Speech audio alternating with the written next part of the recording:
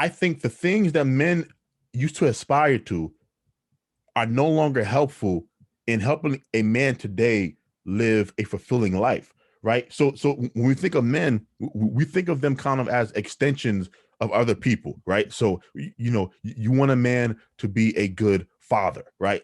That's only viewing him as he's only useful to guide children. I want him to be a good husband. He's useful as a partner to a woman. I want him to be, in other times in history,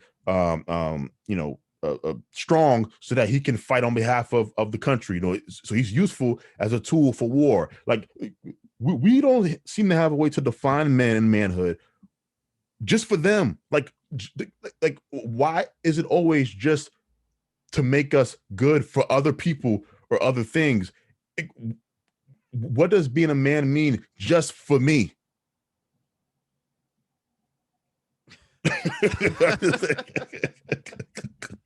What does it mean? It is what it is. I don't know. I don't think I know how to answer that question. I'm probably not even phrasing it the right way. It's more like built up frustration than thought out point. Yeah, what does it mean to be a man? It's just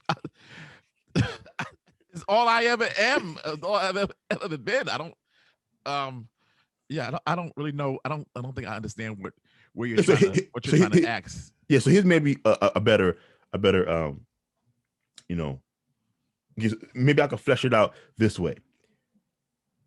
Women can be anything in 2021, right? If a woman wants to work, she can work. So can men. No. Look, okay, I'll let you finish. Go ahead.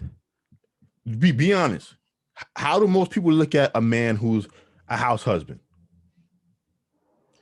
I'm just saying. Well, I'm not saying you or me. I'm just saying society. Yes, society would like, oh, he's she's the boss, whatever. She wears the pants now. Yeah. So women have a flexibility. By the way, it even stems down to clothes. I'm not saying I want that to go our way as well. I'm just saying that women can wear male clothes all the time. They can wear female clothes. They can work, or they can just be moms or stay-at-home moms. They can they can aspire to be CEOs, or they can aspire to just be I want to just have a little part-time job for myself, right? Even down to the fact that a man's money is considered our money versus her money is her money. Like so they can be many different things. They have more options, and I feel like we don't. And I think it's crushing us because those old avenues, we don't have access to those anymore. Like some of those things you shouldn't want to do. No, I'm with you, but then like you can't just have less options and not create new ones, because then you're kind of just left with even more of a constraint on you. You see what I'm saying? I think that when you do what you were created to do, then you should be satisfied.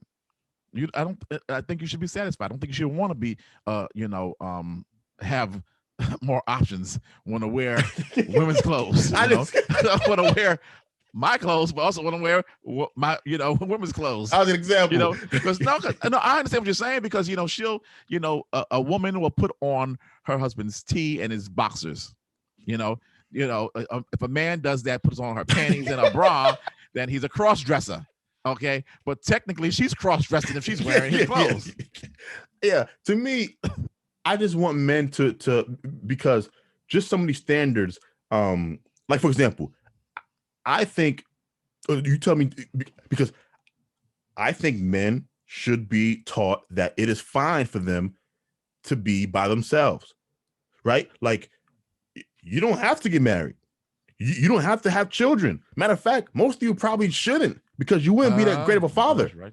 You know what I'm saying? Like, that's the truth. Amen. Amen, preacher. I need to put this keyboard on and back you up in the organ. I'm just saying, like, I think men need to hear those messages, even when it comes to dating. That we live in 2021, the year of the modern woman. Yet when it comes to dating expectations or kind of the courting process, then suddenly we go back to 1958. Why? We live in a society where women make more women in my age group make more money than their male counterparts, yet the expectation is Yeah, you pay for everything. Yeah, and that pressure, because here's the thing, in order to pay for everything in a world where once again, men and women compete against each other in the workforce. That wasn't the case back in the day. But you know, that's changing. That's changing a lot. What do you mean? That women are wanting to do that, and people are becoming a little more accepting. It's soon is going to be the norm. I mean, even like when we see video clips and of women proposing to men, right? Yeah. Our attitude, trust me, our attitude about that in a few years is going to change. You know, it may not, when I say a few, I'm not talking about 3 or 4 years. Like 10, 20. But yeah, it's going to change the same way that a lot of other things have become so accepted in society. I remember, and I don't know if you were alive, you may have been, when Ellen first came out as gay on television. No, I was alive, but I was probably so small that that was a big deal. Big issue. That was a big issue. And it drew a lot of dialogue, but because that happened, now it's normal for you to have shows about gay couples. Will and Grace. They're everywhere. Modern Family. The 2 people are married, I think it is, on Modern Family. Gotta watch that show. 2 men. Yeah, I don't watch it either, but I think the 2 men in that show are married. It's just everywhere. Yeah. So, but it's now is the point. Now it's we don't when a show comes out like that, we don't hear any controversy about it, because that happened years ago. It may have been, over 20 years ago, because it was I think it was in the 90s. So soon, because of social media, we're gonna have a lot of women proposing to men because they're tired of being single, and they're waiting for the man, and he's not doing it. And so women are doing it now, and we're calling them dumb now.